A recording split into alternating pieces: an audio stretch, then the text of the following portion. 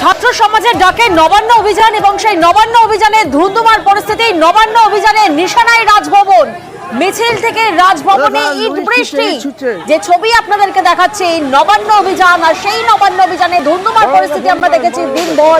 আর যে ছবি এখন আপনাদেরকে দেখাচ্ছি রাজভবন, মিছিল থেকে রাজভবনে ইট বৃষ্টি।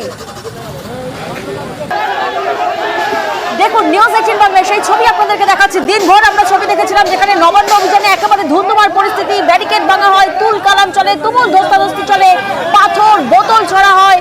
কিন্তু অন্যদিকে রাজভবনে সেখানেও ইট বৃষ্টি, মিছিল থেকে ইট ছোড়া হয় রাজভবনের উদ্দেশ্যে।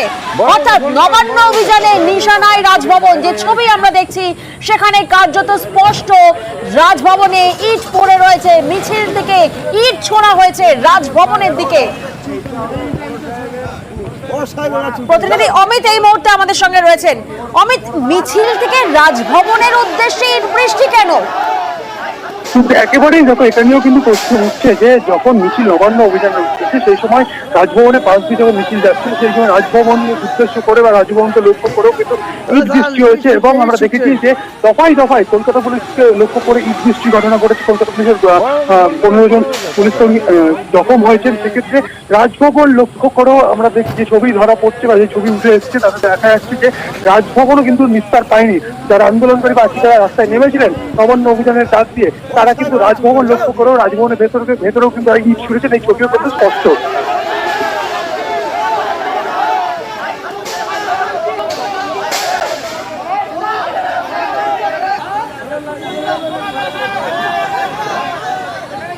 এবং সেই ছবি আমরা দেখছি নবান্ন অভিযানে ধুন্ধুমারের ছবি আমরা দিনভর দেখেছি। কিন্তু রাজভবন সেখানেও ইট ছোড়া হয়, মিছিল থেকে ইট ছোড়া হয়। যেমন আমাদের প্রতিনিধি অমিত আমাদেরকে বললেন যে সেখানে কর্তব্যরত পুলিশ অফিসারকে উদ্দেশ্য করে এভাবেই ইট ছোড়া হয়।